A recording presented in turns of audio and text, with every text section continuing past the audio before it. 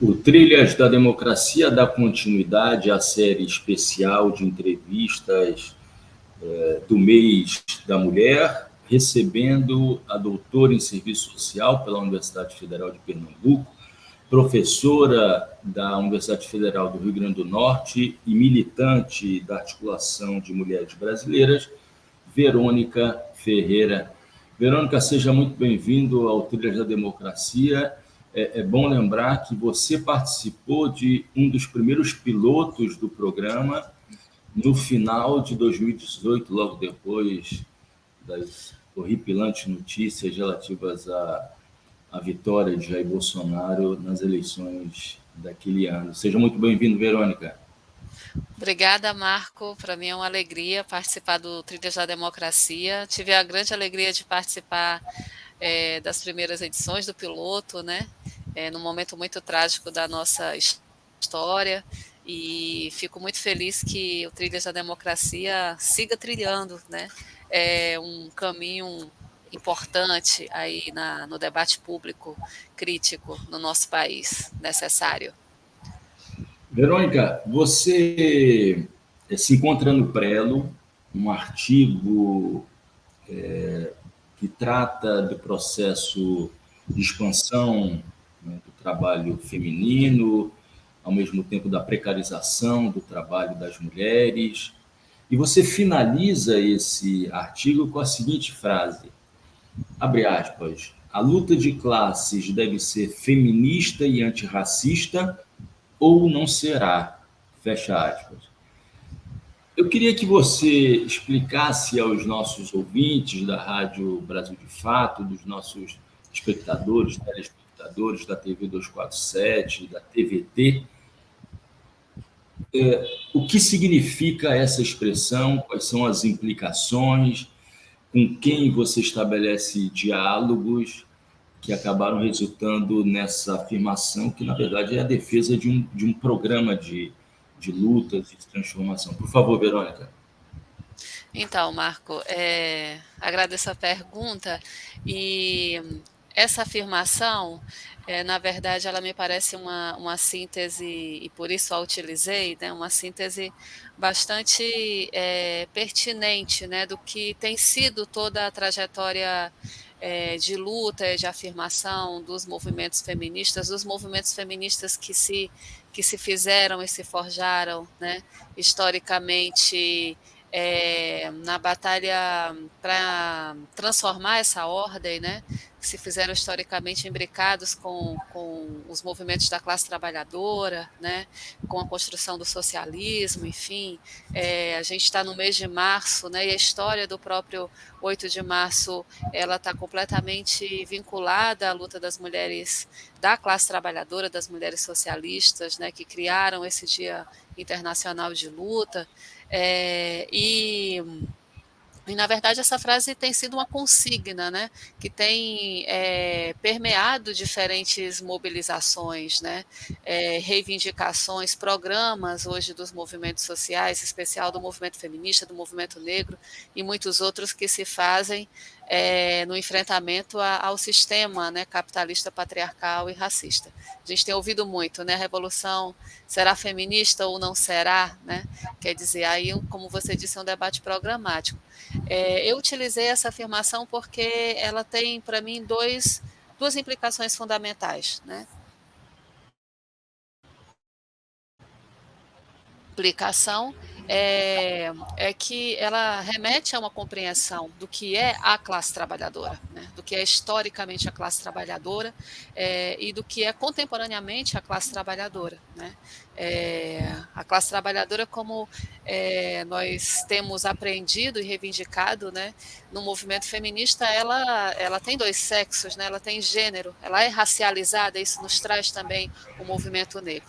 Portanto, para entender e construir perspectivas de luta da classe trabalhadora, né? Construir a perspectiva da luta de classes, isso nos traz necessariamente a exigência de compreendermos que a classe trabalhadora ela é formada de homens e mulheres que, além de serem explorados, né, nas relações de classe, né, forjadas no capitalismo, também são atravessados por relações de dominação, exploração e opressão entre si, né, como grupos sociais, né, porque nós, além da ordem capitalista, né, nós vivemos uma ordem patriarcal, quer dizer, a ordem capitalista, ela se forja, né, e reestrutura o patriarcado, que é, como diz nossa querida Eliette Saffioti, e tantas outras teóricas feministas, um dos sistemas de opressão-dominação mais antigos, né,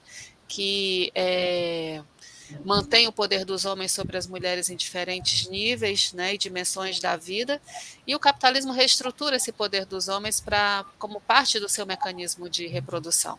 Então, a classe trabalhadora, como já afirmaram também, né, Helena Irata e Danielle Kerguá, nomeia um livro da Elizabeth Souza Lobo, socióloga brasileira, né, historicamente vinculada à construção do sindicalismo.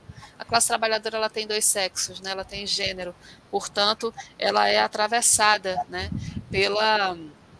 por essa imbricação, né, tanto das relações de exploração do capital, como das relações de opressão-dominação entre homens e mulheres, que também servem ao capital. Né? O capital se aproveita, se utiliza, cria, inclusive, uma forma própria de exploração que se faz nessa junção, né, entre exploração e extração da mais-valia pelo capital, que é exponenciada porque as mulheres são dominadas e exploradas, né, por exemplo, no trabalho doméstico. Então, essa afirmação, a revolução será feminista ou não será, a luta de classe será, né, feminista ou não será, ou será antirracista ou não será, tem a ver e remete e implica em compreendermos o que é a classe trabalhadora, né, que ela é atravessada por essas diferentes relações de opressão, dominação e exploração. Ela não se faz apenas e não se define apenas, né,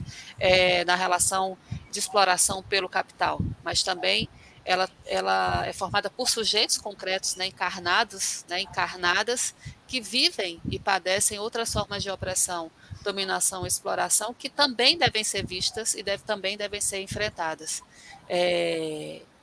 E porque determinam a própria condição de classe. As mulheres vivem a exploração também a partir, né, dessas outras determinações, como vivem outras experiências no mundo igualmente injustas, opressivas, como a violência doméstica, o controle do corpo, né, enfim, pelo fato de serem mulheres numa sociedade organizada com base no poder dos homens. E o mesmo é trazido, né, além do movimento feminista, pelo movimento negro, né, com todo o debate, né, e teóricos, né, teóricas do movimento negro que mostram também que no nosso caso, na nossa particularidade, inclusive brasileira, né, que se forjou como uma colônia, que teve sua formação atravessada pelo processo de escravização, né, de sequestro, de racialização de grupos humanos, né, transformados, né, na população negra submetida à exploração mais vil até os dias de hoje. Né? Então, no caso da nossa particularidade, né, não podemos compreender também a classe trabalhadora sem entender que a classe trabalhadora brasileira durante séculos foi formada pela população negra, né, escravizada, e ainda hoje a população negra ela está submetida às formas mais vis, aviltadas, né, de exploração, no trabalho precário, no trabalho desprotegido, e também há consequências mais amplas, né, da racialização, né, do racismo nas suas condições de vida. Né? Por exemplo, condição da classe trabalhadora negra hoje no Brasil, mas para além do Brasil, o medo permanente, ou a realidade concreta do genocídio, né? Da violência do Estado, da violência letal, do encarceramento massivo.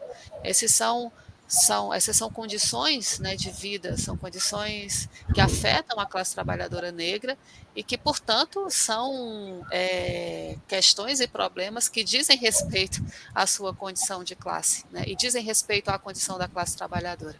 Enfim, de maneira sintética, a primeira implicação dessa afirmação é a gente compreender que a classe trabalhadora ela se define pelo processo de exploração do capital, mas se define também, e se definiu historicamente, pelo processo de racialização, se define também e é atravessada pelo patriarcado, portanto, seus interesses suas condições de vida, né, suas experiências no mundo e, portanto, um programa para enfrentá-las, né, e a forma de organizá-las deve também partir dessa compreensão.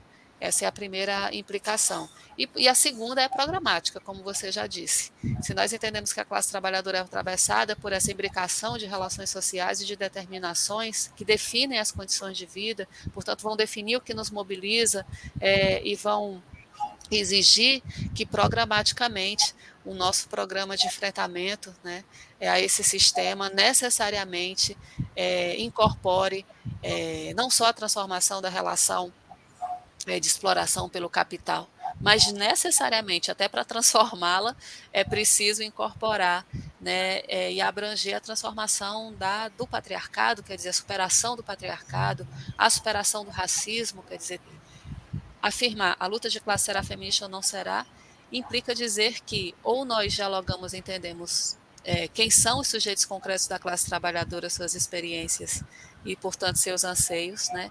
E que também na construção dos nossos processos, dos nossos projetos, do nosso horizonte programático, nós incorporemos, né, necessariamente as questões, as demandas, né, a perspectiva, os horizontes trazidos pelo movimento feminista, pelo movimento negro e pelo movimento negro, que ampliam o próprio horizonte da luta de classes, né, e o aprofunda, né. Então, esse é um debate histórico que, nesse momento, está colocado num patamar muito importante pela força desses movimentos, né? E eu acredito que pela força dos próprios acontecimentos históricos, a própria realidade mostra, né, que nós não enfrentaremos e superaremos essa ordem nem nos seus elementos mais de curto prazo, né, do ponto de vista da conquista de direitos, né, de alçar novos patamares, sair na luta contra a opressão, dominação e exploração, se a gente não entende que a condição do mundo e da classe trabalhadora é determinada por essas imbricações. Nossas forças antagonistas, né, nos mostram isso com toda a contundência. A extrema-direita ela evidencia, né, essa imbricação do patriarcado, do racismo, né, e do capitalismo como motor, né, da opressão e exploração e, portanto, deve ser também o seu enfrentamento motor das nossas lutas, né? A luta de classes é o motor da história, mas essa luta ela tem que ser ampla, né? Realmente fundada no chão do que é a classe trabalhadora, do que são seus interesses, do que são hoje as perspectivas e horizontes construídos, né, pelos diferentes sujeitos que levam as lutas emancipatórias adiante. Então, uma compreensão aí do sujeito, né, importante trazida também por essa afirmação. Acho que tanto o movimento negro como o movimento feminista, que é de onde eu falo, né, trazem horizontes de transformação, horizontes utópicos, né, para a gente pensar o nosso horizonte programático a partir dessas diferentes experiências que ampliam, né, as possibilidades e ampliam as perspectivas, né, programáticas que estão colocadas no horizonte da esquerda hoje. Essa tua primeira resposta, essa tua primeira fala, Verônica, me faz lembrar o fato de que, se a gente observa as capas de livros que tratavam de classe trabalhadora até o terceiro quarto do século XX, né, sempre traziam elementos do trabalhador homem, de macacão azul, Exato, branco. E, por exemplo, um livro lançado por um professor, um historiador, professor da Universidade Federal Fluminense, marxista, eu falo aqui de Marcelo Badaró, seu livro sobre a classe trabalhadora tem na capa a imagem de uma mulher negra fazendo o trabalho doméstico. Eu acho que isso, e ele trabalha com o conceito de interseccionalidade, né? Então, acho que se eu analisar a iconografia das capas dos livros, né, de história da classe trabalhadora, mostram exatamente essa transformação, né, essa maior complexidade rumo à detecção do que é o sujeito, né, do que é esse sujeito da história da classe trabalhadora. Verônica, você afirma nesse artigo também que houve uma intensificação da presença feminina, da presença das mulheres no trabalho profissional desde o último quarto do século XX, né? Mas isso ocorre contraditoriamente no contexto da reestruturação produtiva, né? E com todas as suas implicações, flexibilização e precarização das relações do trabalho, problemas organizacionais da classe trabalhadora, né, nas tradicionais organizações, né, de classe, né? Essa expansão e precarização, né, esse binômio expansão e precarização, nesse contexto da reestruturação produtiva, é apenas uma coincidência histórica ou há uma explicação racional para a ocorrência desse processo? Por favor, Verônica. Então, com certeza há uma explicação, né, para esse processo. Não se trata de uma coincidência, né? Se trata de um fenômeno contraditório, né? Porque a primeira questão a afirmar para a gente entender esse binômio aí que você muito bem apontou, Marco, é que, bom, as mulheres sempre trabalharam, né? Na história do capitalismo não houve um momento em que as mulheres ficaram apenas realizando o trabalho doméstico no interior da família, né? As mulheres sempre trabalharam, né? Nas fábricas, enfim, nos serviços, no caso brasileiro, né? As trabalhadoras domésticas sempre foram uma das principais ocupações, né? Das mulheres brasileiras, o trabalho nos serviços também, quer dizer, então há um processo, uma situação do trabalho das mulheres no capitalismo, desde que ele se foge, que é de permanência no trabalho remunerado, né, em péssimas e aviltantes condições. Mas no capitalismo cria uma outra forma de organização do trabalho, quer dizer, em que, ao mesmo tempo que o espaço da produção ele se desloca para fora do domicílio, né, em determinado momento, ao mesmo tempo, o trabalho doméstico ele permanece, né? O trabalho no âmbito da reprodução ele permanece no espaço da casa. Por isso que o trabalho doméstico, com essa perspectiva, né? Trabalho doméstico separado da reprodução, ele surge, pelo menos num determinado período histórico, com o capitalismo, né? A dona de casa é uma figura inteiramente capitalista. Então há também uma certa separação, né? Um afastamento de alguma maneira das mulheres do trabalho produtivo fora da casa e sua participação no trabalho doméstico. Isso é algo que caracteriza a história do trabalho das mulheres no capitalismo. Em alguns momentos históricos, essa presença em determinados contextos das mulheres no trabalho dentro de casa, né, na família, enquanto os homens estavam mais presentes no trabalho remunerado fora de casa, ela foi maior, né? Se a gente pensa aí o contexto dos países europeus, né, dos países ditos mais desenvolvidos, né, num determinado momento histórico, você tinha isso muito mais evidente, né? Homens no espaço produtivo, no trabalho remunerado, mulheres dentro de casa, como as donas de casa, né? Bem esse modelo que a gente vê aí no período da primeira metade, sobretudo, né, do século XX. Então há um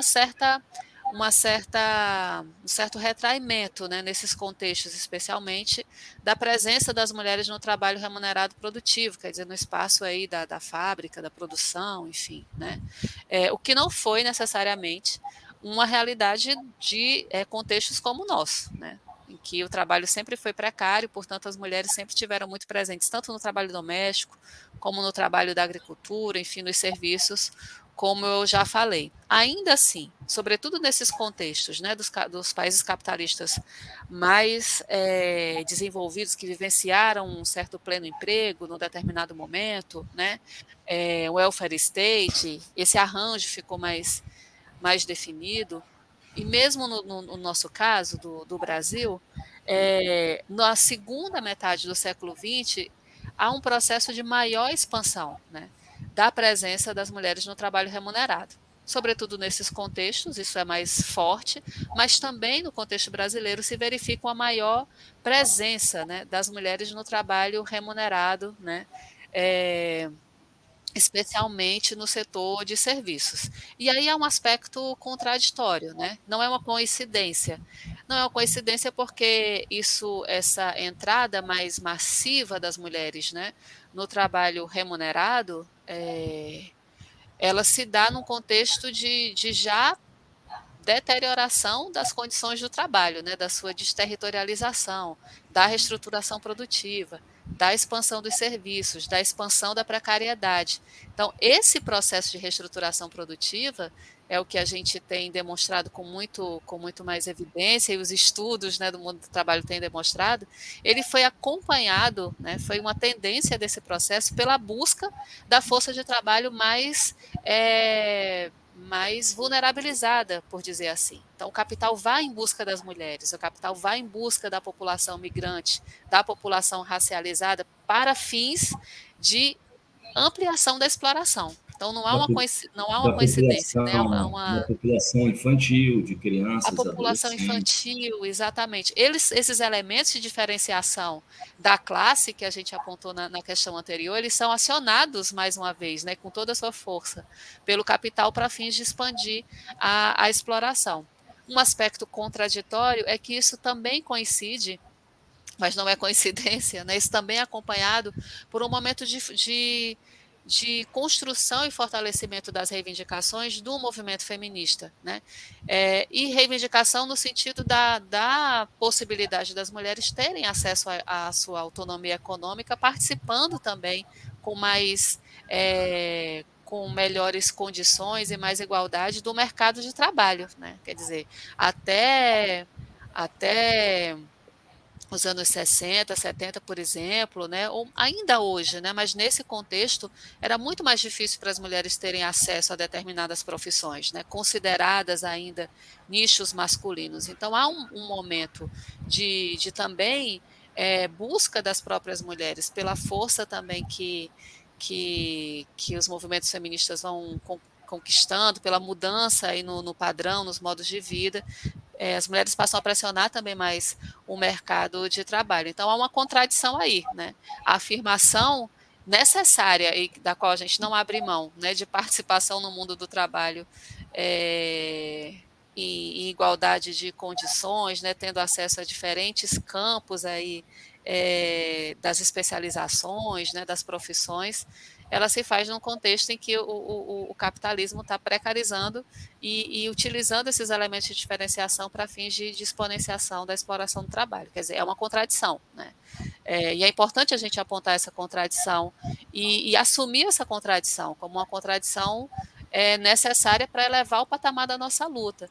E eu estou afirmando isso porque muitas vezes a gente passa a escutar no senso comum, né, um certo ataque às lutas feministas, dizendo a situação das mulheres piorou, porque elas saíram de casa, foram para o mercado de trabalho, agora elas têm que realizar o trabalho doméstico. Isso é uma realidade, né? Mas isso não significa, né, que a luta das mulheres para estar presente no mundo do trabalho, para enfrentar essa segregação ocupacional, ela não seja importante. Quer dizer, nós inclusive só podemos hoje estar na iconografia, né, e apontar que a classe trabalhadora é constituída também por nós, né, e denunciar que a exploração também se faz no trabalho doméstico, porque nós reivindicamos a nossa condição, né, como classe trabalhadora. E, evidentemente, esse mundo do trabalho é organizado com base na exploração, então todas nós estamos submetidas a essas circunstâncias, né? O que eu estou querendo apontar, enfim, para voltar e finalizar a resposta à pergunta, é que nós, de fato, temos, né, uma maior expansão da nossa presença que tem a ver com a própria organização do mundo do trabalho, né, e com as tendências do capital de precarizar e utilizar esses elementos de diferenciação, ao mesmo tempo isso se faz num contexto contraditório, porque nós também estamos reivindicando, né, essa participação, porque ninguém, naquele momento, né, se quebra todo esse ideal da dona de casa como o ideal de felicidade, né, então isso pressiona também e leva a uma maior presença no mundo do trabalho, assumindo essa contradição. Mas o que, de fato, ocorre e tem se mantido como uma tendência é esse binômio, né, que você pontuou e que está afirmado lá no artigo. Há uma expansão da presença das mulheres, como há uma expansão, por exemplo, da presença da força de trabalho mais jovem, né, mais recentemente, mas isso se faz sempre no trabalho precário, né, que a tendência é a maior precarização. E uma maior precarização acompanhada da utilização, né, desses elementos de diferenciação no âmbito da classe trabalhadora, porque, afinal, né, você tem uma juventude hoje, né, completamente retirada, assim, tendo retirado as suas expectativas em relação ao mundo do trabalho, né, você tem as mulheres que pela sua condição de vida, sendo mais pauperizadas, né, tendo que arcar com o trabalho doméstico, que a gente vai falar logo adiante, acabam tendo que se submeter às formas mais precárias de exploração, e uma série de outros elementos, né, que vão apontando aí para a permanência dessa tendência, expansão, mas expansão com precarização. E hoje a precarização ela se coloca como uma tendência para o conjunto da classe trabalhadora, né? E aí a gente tem um outro elemento que eu queria ressaltar ainda aqui na resposta a essa pergunta, que não só as mulheres são mais presentes no trabalho precário, né? A forma da precarização, isso tem sido apontado por diferentes autoras, né? A forma da precarização, ela assume as características que historicamente foram do trabalho considerado feminino, né? Do trabalho das mulheres. Por exemplo, uma tendência hoje do mundo precário de trabalho é você acabar com as fronteiras da jornada. Você não tem hora mais para começar e terminar, né, a sua jornada de trabalho. Esse apagamento entre tempo de trabalho e tempo de não trabalho é uma característica do mundo precário, né, dessa exponenciação da exploração. Ora, isso sempre foi uma característica do trabalho realizado pelas mulheres e do trabalho doméstico, né. Trabalho em domicílio sempre foi uma característica do trabalho realizado pelas mulheres, quer dizer, a forma da precarização, ela assume características que são historicamente, né, tributárias do trabalho realizado pelas mulheres, o que é mais um elemento que nos leva a reforçar a resposta à pergunta anterior. Não é possível compreender o próprio mecanismo da exploração, hoje sua exponenciação, sem entender como essas formas de maior exploração do trabalho, né, a divisão sexual do trabalho, né, criaram formas de exponenciação da exploração que hoje se tornam tendenciais, né, se tornam a condição do conjunto da classe trabalhadora. Começou em tempos de precarização, Verônica, aquela célebre separação do dia, das 24 horas do dia, né? 8 horas de trabalho, 8 horas de sono, 8 horas para outras já atividades, não existe é mais. totalmente... Já Na verdade, não existe mais. Para as próprias mulheres, isso já não acontecia, né? Exato. Exato. Essa sempre foi uma característica do trabalho doméstico, né? E do trabalho das mulheres, esse contínuo, né? Jornadas contínuas. A gente falou durante um tempo de dupla jornada, né? Mas como afirma minha colega Betânia Ávila, não é uma dupla jornada, né? É uma jornada contínua, porque não tem uma hora que termina uma, começa a outra. O trabalho doméstico está imiscuído nas jornadas de trabalho das mulheres, né? Ao longo do dia. E essa é a condição do trabalho hoje, de todas nós, né? Nós que somos professores e professoras vivemos isso no nosso cotidiano. Então é uma tendência, né? A apropriação de todo o tempo de não trabalho como tempo de trabalho. E nisso, as novas tecnologias da informação cumprem um papel absolutamente fundamental, né? O famigerado WhatsApp é a síntese de tudo isso, né? Ele acaba com qualquer fronteira, né? E nós estamos o tempo todo conectados trabalhando, né? Verônica, uma pergunta muito pontual, que não estava no roteiro inicial, né? Mas sempre existiram profissões, né? Disciplinas acadêmicas marcadamente femininas, né? Uhum. como, por exemplo, o serviço social, a pedagogia, né? Quando se pensa na figura da assistente social, se pensa numa mulher. Quando se pensa na Uhum. figura da professora do ensino fundamental, se pensa também na mulher.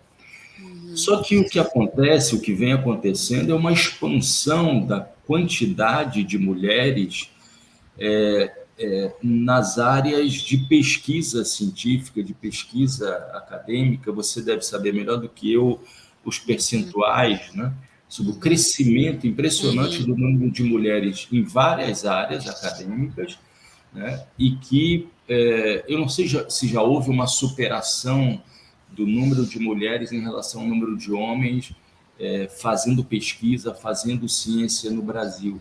O que isso é uma boa notícia, mas eu queria que tu dissesse se isso fica restrito a uma classe social, né? Ou é um fenômeno mais amplo, como por exemplo no poder judiciário, né? Um Uhum. crescimento do número de juízas, de promotoras de justiça, etc. Uhum. Por favor.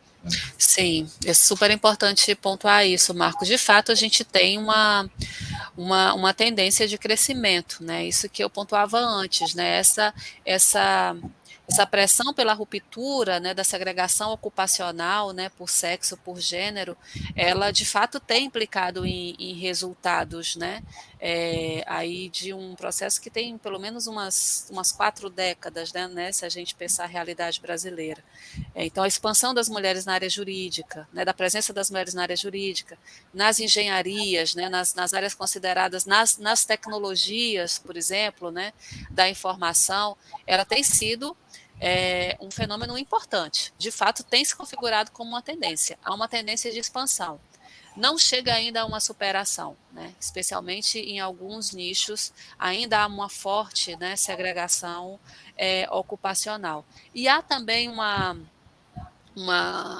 permanência, né, um outro aspecto aí contraditório, embora essa expansão em termos numéricos ela seja uma tendência, né, ela se verifica na prática, mas no interior desse processo as desigualdades permanecem, né, quer dizer, ainda é muito mais difícil para as mulheres acessarem, por exemplo, determinados postos no campo da pesquisa científica, determinadas áreas, né, como a Helena Irata mostra, se a gente pensa a expansão na indústria e na alta tecnologia, da presença das mulheres, ainda assim isso se faz tendo como marca uma divisão sexual do trabalho, quer dizer, o que se chama do teto de vidro, né? As mulheres não conseguem ascender nessas ocupações da mesma maneira que os homens, e a expressão teto de vidro é muito significativa, né? Porque é como se existisse um teto transparente aí que ninguém vê o que acontece, mas as mulheres não ascendem, né? E elas não ascendem porque a organização do trabalho, né, além dos preconceitos e da discriminação que permanecem, né, com relação a que as mulheres realizem determinadas atividades, a gente tem muita denúncia disso hoje, né? Cresce muito a denúncia sobre as discriminações sofridas por mulheres, né? Mas elas existem, né? Então, elas permeiam o cotidiano e a trajetória profissional das mulheres que estão, sobretudo, nessas áreas mais duras, digamos assim, né? Historicamente vedadas, né? É, Diga-se, Verônica, diga-se de passagem que a Universidade Federal de Pernambuco, salvo engano, nunca teve uma mulher reitora, né? É uma sucessão de machos que exatamente, na exatamente. universidade, né? Esse é um dos aspectos fundamentais, né? As mulheres estão, por exemplo, presentes nas empresas de engenharia, né, nas universidades, mas elas não são as reitoras. Se a gente for olhar o quadro das pró-reitorias, são ainda poucas as mulheres, quer dizer, quando a gente chega nos espaços de poder, né, a divisão aí dos DAS, né, como foi feito um estudo muito interessante no governo Dilma, que mostrou, né, como as mulheres elas estão sempre ali do DAS 4, que são essa forma da gratificação, para baixo. Tanto que a Dilma criou, durante seu primeiro governo, um programa que era igualdade de gênero nas empresas, que começou pelas estatais, né, e começou por onde ela tinha sido ministra, que foi o Ministério das Minas e Energias. E isso provocou um grande rebuliço, mas demonstrou, né, como, apesar das mulheres muitas vezes serem maioria numericamente em muitas áreas, elas estão ali restritas nas áreas administrativas e com muita dificuldade de ascender aos postos de poder, né, de terem o seu desenvolvimento na carreira pleno se comparado aos dos homens, né? E, portanto, como consequência disso, e a prova de que isso acontece é a desigualdade salarial.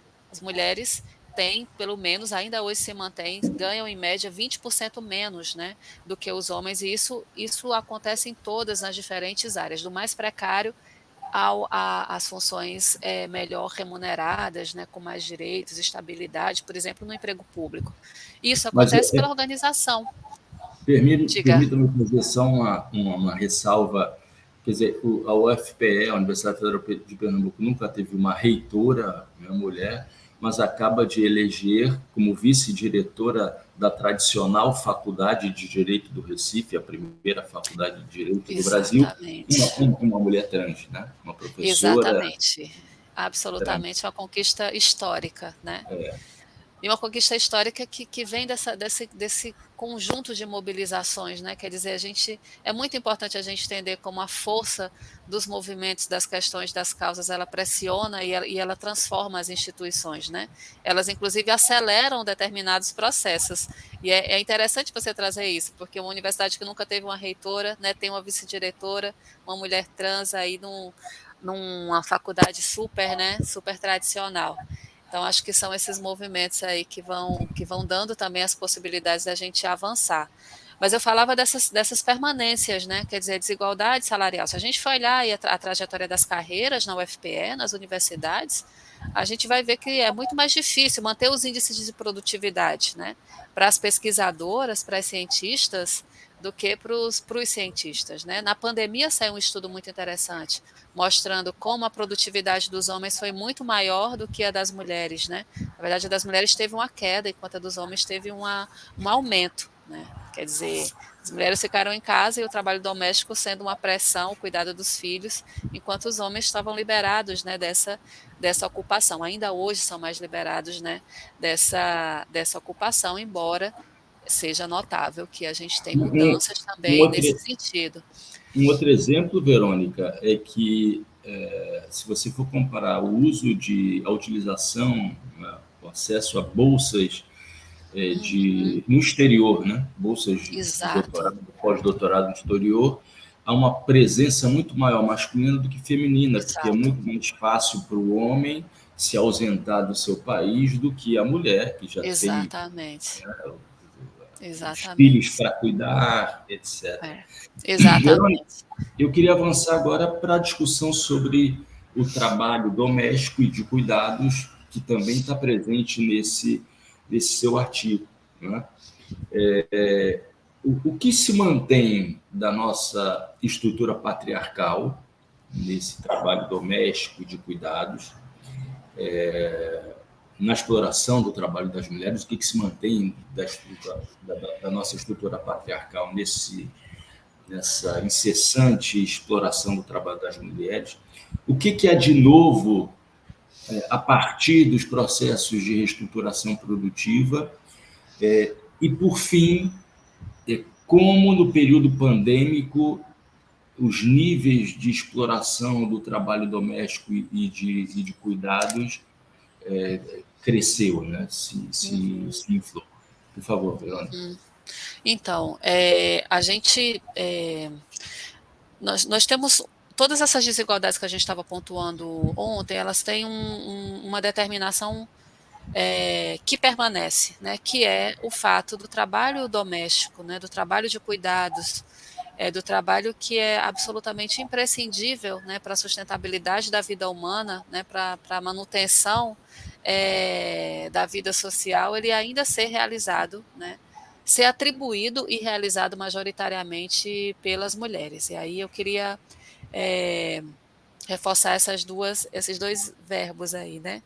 Ele é atribuído socialmente às mulheres. Por mais que a gente tenha avançado nas reivindicações e na luta das mulheres em defesa de creches, de escolas em tempo integral, né, da partilha desse trabalho no interior das famílias, especialmente, né, com os homens que historicamente são liberados da realização do trabalho de cuidados, do trabalho doméstico, né, em que pese todas essas reivindicações, ainda hoje a gente tem uma organização social que atribui, né, o Estado atribui ao não realizar políticas sociais necessárias, né, para a socialização do trabalho doméstico e de cuidados.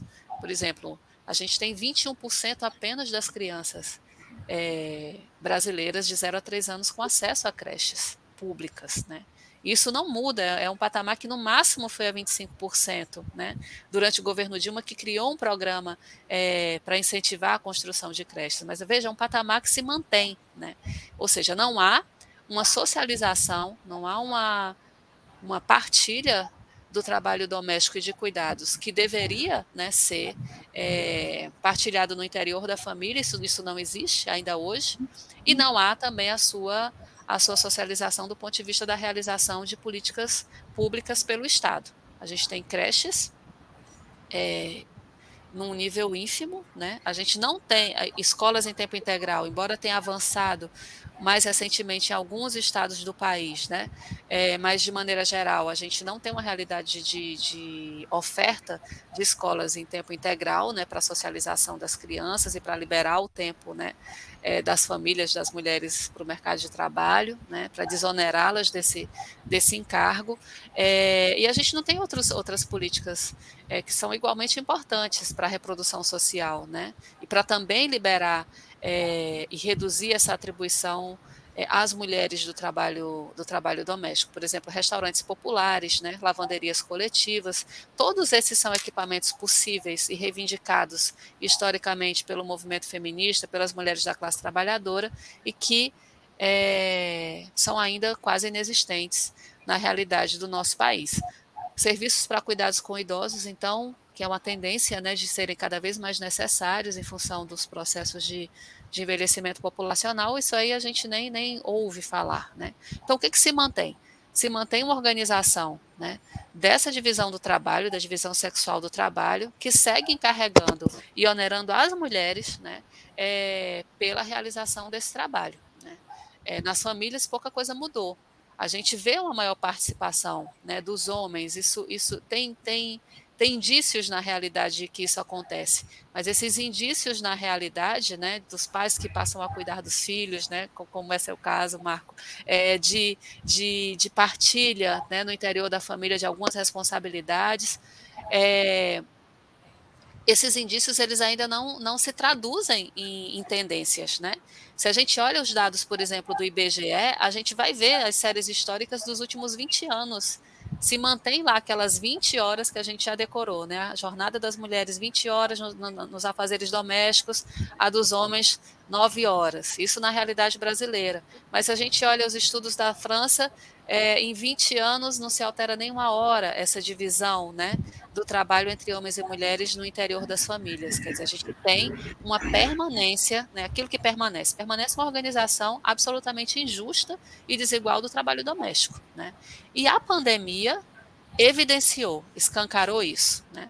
Na hora que todo mundo estava dentro de casa, porque a medida sanitária fundamental foi essa, né, a quarentena, o distanciamento físico, os serviços que existiam, como as escolas, as creches, né, fecharam.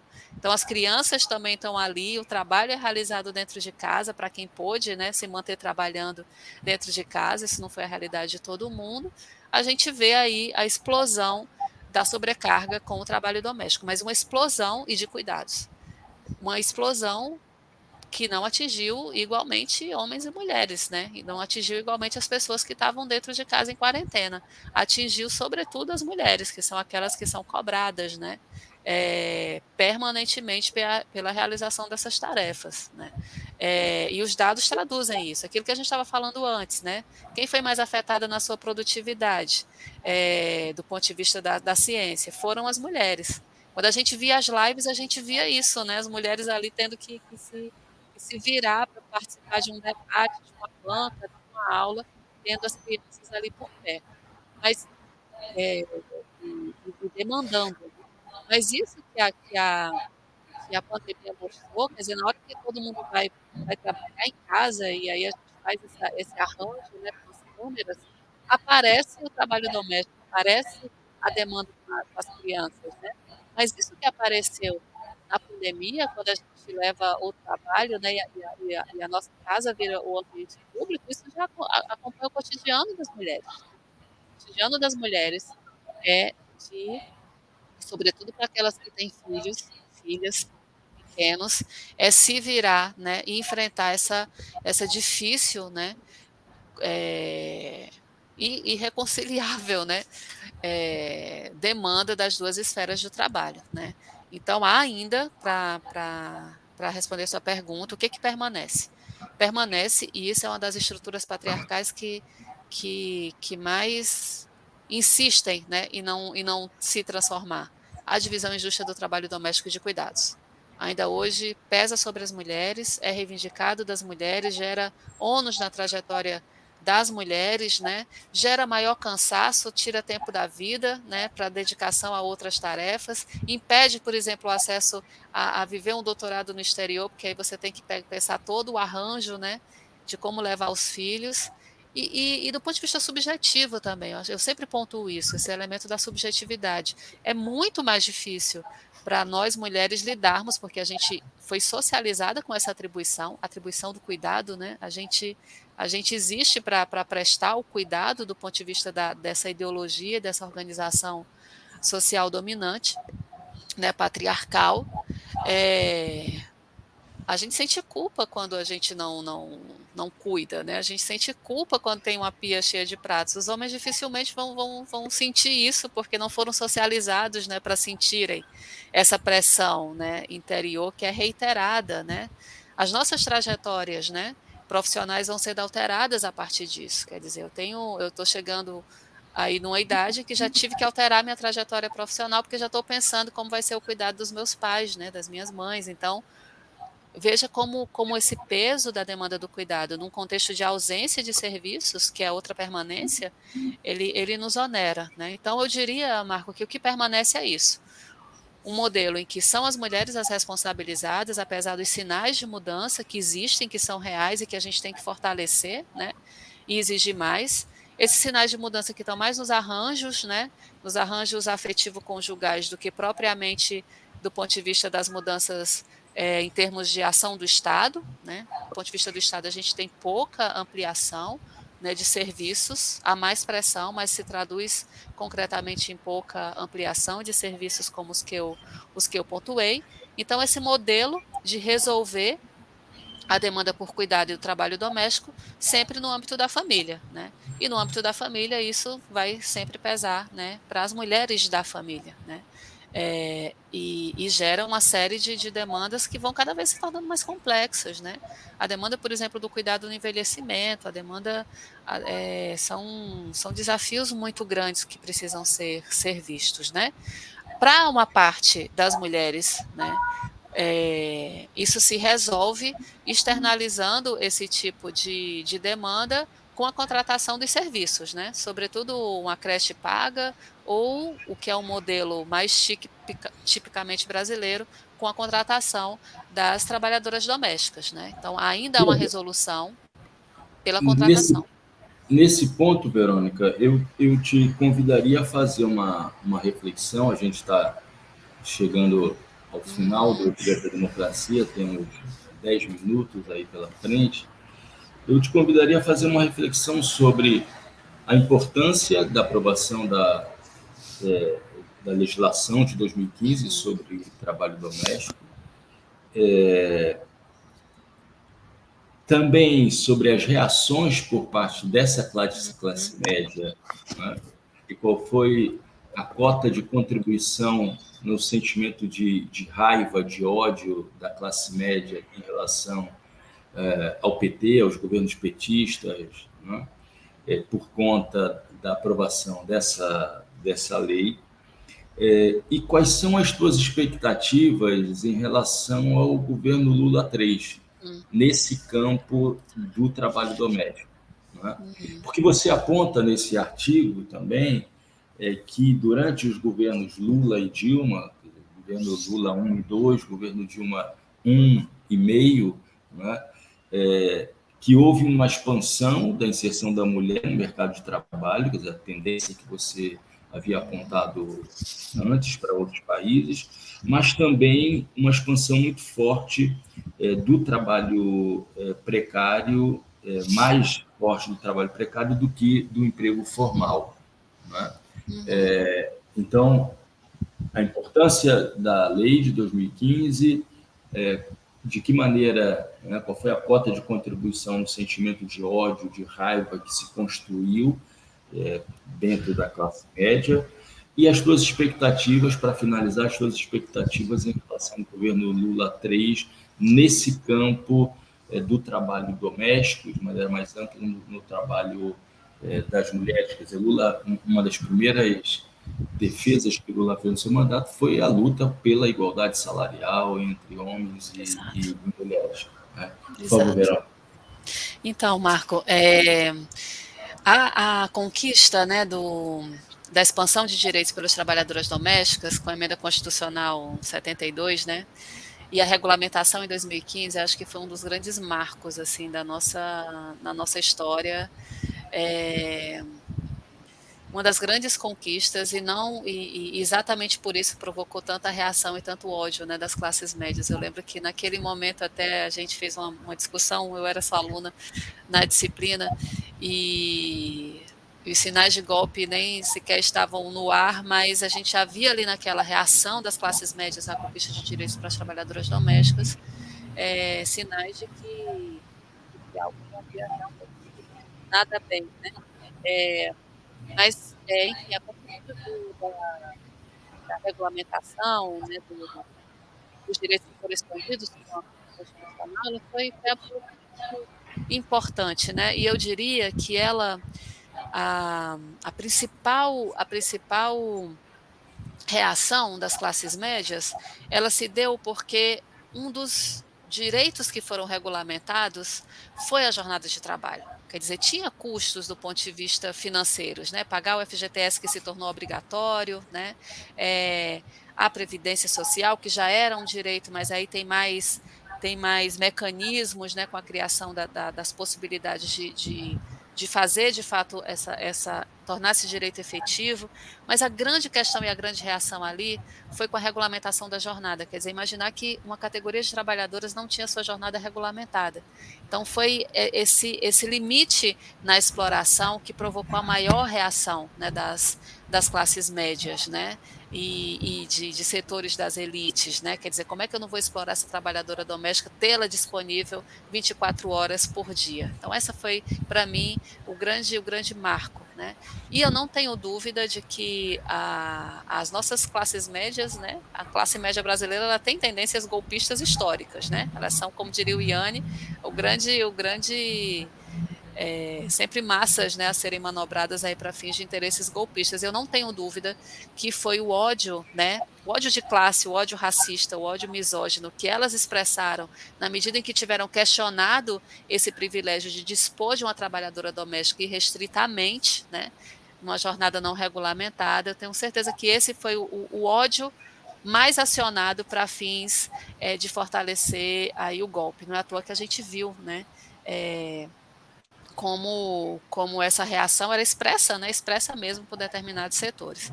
Então, não tenho dúvida de que, nesse processo contraditório, né, que foram os governos Lula e Dilma, a gente teve, de fato, essa tendência, houve uma expansão de direitos, inclusive, né, as trabalhadoras domésticas são evidência disso, a maior categoria de trabalhadoras, a segunda maior categoria de trabalhadoras, que tem seus direitos, né, garantidos. Então, isso é um marco, mas, ao mesmo tempo, como para o conjunto da classe trabalhadora, essa expansão do trabalho ela se fez, sobretudo, no trabalho mais precário, né? E a gente está falando de um governo que se faz gerindo o Estado num determinado momento do capitalismo. Então, teria sido também muito difícil para o governo, né, impor uma tendência diferente quando a tendência do capital, sobretudo depois do momento de crise, era de maior precarização.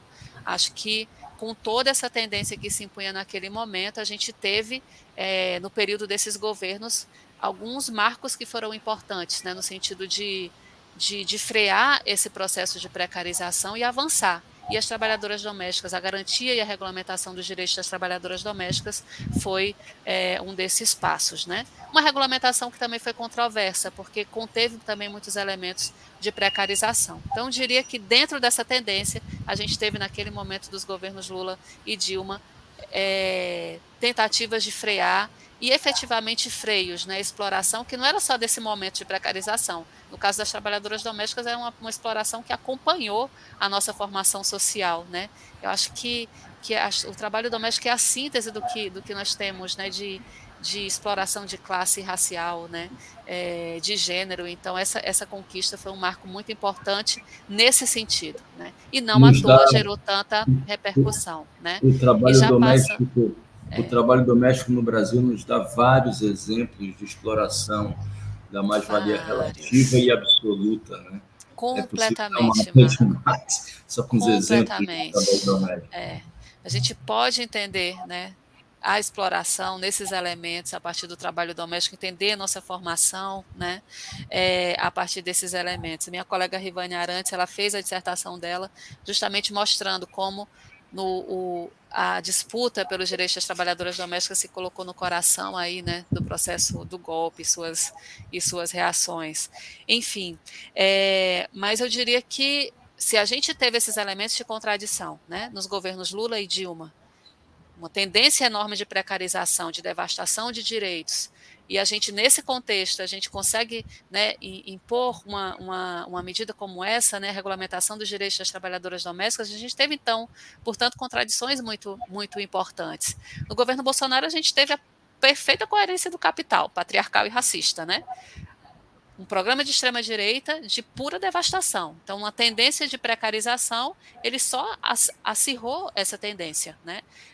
Contra a reforma da Previdência, né? O Temer já havia implementado a reforma trabalhista, quer dizer, e uma série de outras medidas durante a pandemia, inclusive, que só ampliaram, né, a devastação de direitos, a própria tentativa de colocar as pessoas, né, se manter as pessoas trabalhando, né, durante o período mais terrível da expansão da pandemia. Eu acho que dá a marca do que foi esse governo, né? Profunda devastação. E a expectativa agora, né, com o governo Lula 3, como você definiu, é que a gente possa, né, e eu realmente tenho expectativas muito, muito otimistas nesse sentido, ao mesmo tempo com seus limites, né, porque a gente tem que analisar as tendências e ver até onde o governo pode ir, um governo que é de frente ampla, né, que, portanto, vai lidar com muitas limitações nesse sentido, está lidando com essa tendência de acirramento da exploração e da precarização, portanto, está se enfrentando com uma tendência muito poderosa do ponto de vista das forças do capital. Certamente vai ter muitos limites em revogar medidas do governo Bolsonaro, mas acho que é nosso papel insistir pelo revogaço, especialmente da última contra-reforma da Previdência e da contra-reforma trabalhista, do teto de gastos, né? A gente já vê aí os setores da mídia corporativa, né? Só se fala em responsabilidade fiscal. Tudo isso é para manter o novo regime fiscal intacto, mas a gente tem que, como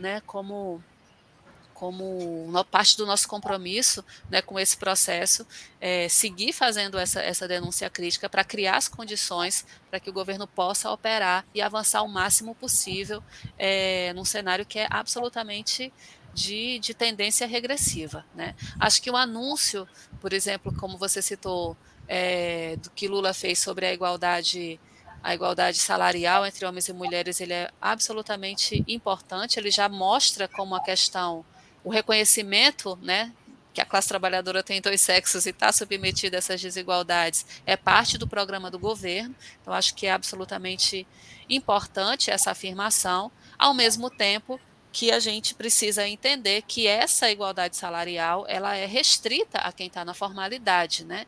Porque no mundo de precarização a gente tem que batalhar por outras conquistas também, que estão igualmente sinalizadas no discurso do Lula. E eu queria reforçar uma delas, que é a questão da proteção social, ampliar a proteção social para quem hoje está fora do sistema previdenciário, isso é absolutamente fundamental, né?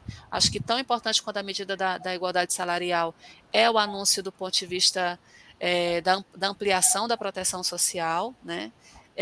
E, ao mesmo tempo, a política de valorização do salário mínimo, né? Retomar a política de valorização do salário mínimo é absolutamente fundamental para as mulheres, porque as mulheres são aquelas que, estando na Previdência, recebem, sobretudo, um salário mínimo.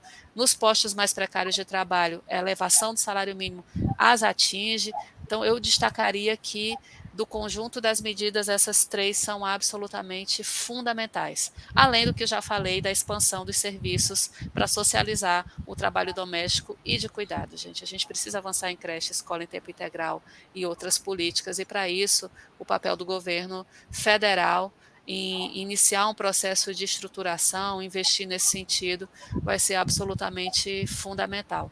Então, a minha leitura é uma leitura de que, apesar de todas as tendências regressivas, a gente tem um cenário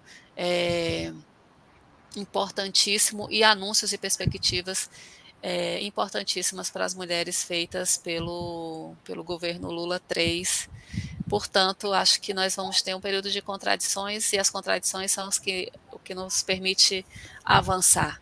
Contradições num cenário bem mais favorável para nós, pelo governo que conquistamos nas ruas, né? E, enfim, ainda estou sob a atmosfera dessa conquista, né?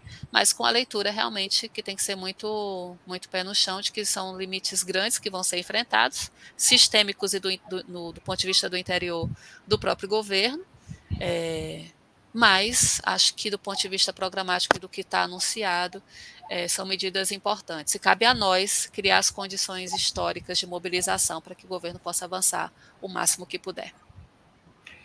Eu tive o prazer de entrevistar hoje, no Trilhas da Democracia, Verônica Ferreira, doutora em Serviço Social pela Universidade Federal de Pernambuco, tendo recebido o prêmio CAPES de melhor tese do ano de... Qual ano, 2018. Verônica? De 2018, professora da Universidade Federal do Rio Grande do Norte, militante da Articulação de Mulheres Brasileiras.